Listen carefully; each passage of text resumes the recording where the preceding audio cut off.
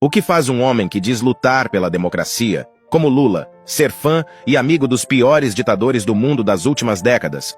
Você já ouviu falar em Gaddafi? Esse é o nome de um dos ditadores mais sanguinários das últimas décadas. Ele simplesmente arruinou milhares de vidas do seu próprio povo, na Líbia.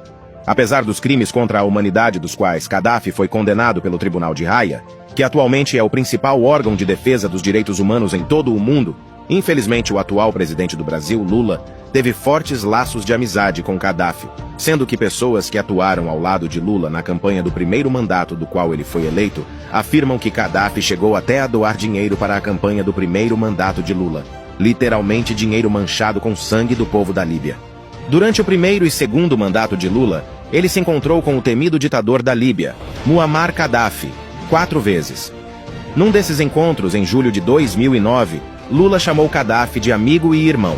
E antes de eu falar sobre alguns crimes contra a humanidade cometidos por Gaddafi, como por exemplo, fazer seus soldados cercarem uma cidade do seu próprio país durante vários meses para que toda a população morresse de fome, vou citar mais um fato que deixa mais firme o laço de amizade de Lula com o ditador sanguinário da Líbia.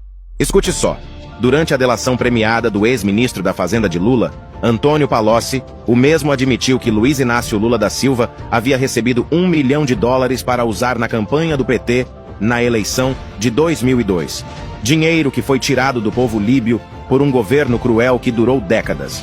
Agora me responda, alguém que se diz democrata, aceitar doação de um ditador que ficou mais de 40 anos torturando o próprio povo, é algo normal?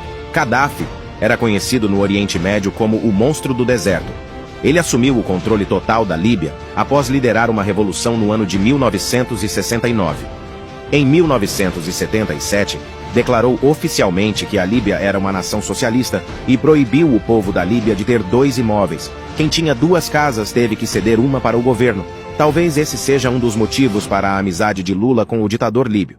Por décadas, as arrecadações do governo líbio iam diretamente para o cofre de Gaddafi, sendo que ele se tornou um dos líderes governistas mais ricos do mundo. A crueldade e corrupção do monstro do deserto não param por aí. Durante décadas, ele manteve campos de concentração onde manteve qualquer pessoa que fizesse oposição ao governo, principalmente professores e jornalistas. Relatos de prisioneiros dizem que os soldados de Gaddafi recebiam estimulantes para aumentar o libido e assediar as prisioneiras. Tudo autorizado pela nação socialista de Gaddafi. As ambições do ditador não se limitaram apenas na Líbia.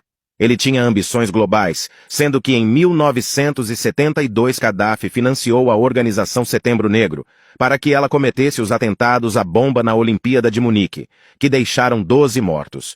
Gaddafi iniciou guerras desnecessárias contra países africanos durante seu governo.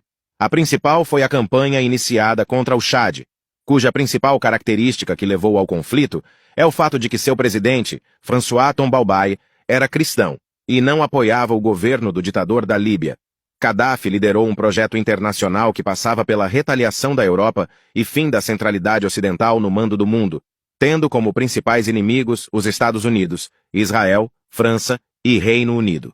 Obcecado em relações íntimas e poder, Gaddafi possuía um harém que incluía homens e mulheres que muitas vezes eram escolhidos pelo ditador ainda menores de idade e levados de suas casas por seu exército pessoal. Com pouco contato com a família, esses servos eram abordados como parte do círculo interno do militar, obrigados a obedecerem às suas ordens em troca de benefícios. Além de fazer orgias com ministros como forma de manutenção de seu poder, Gaddafi também usava drogas como forma de controle. Dormia com a esposa ou as filhas de seus inimigos como forma de humilhação e obrigava seus servos a consumir substâncias químicas para ficarem entorpecidos e serem mais fáceis de controlar. Um dos fatos mais marcantes do seu governo foi o cerco a Misrata, cidade com alta concentração de opositores. Gaddafi ordenou inicialmente o bombardeamento da cidade sem anúncio prévio à população civil. Então, foi feito o cerco militar e o impedimento da entrada de alimentos por 4 meses. Violando os acordos estabelecidos pela Convenção de Genebra, portanto, cometendo crimes de guerra, o ataque contra Misrata levou à morte e ao sofrimento milhares de pessoas, que passaram por fome e doenças sem poder receber auxílio. Gaddafi ordenou a destruição do local, que depois foi o cerne de sua derrubada, e segundo documentos posteriormente revelados, exigiu que o Mar Azul ficasse vermelho com o sangue dos opositores. Em fevereiro de 2011 iniciaram protestos gigantescos do povo líbio contra a ditadura de Gaddafi. O povo cansou de sofrer. Naquele ano, lutando para se manter no poder, Gaddafi autorizou que seu exército matasse pelo menos 50 mil pessoas, o seu próprio povo.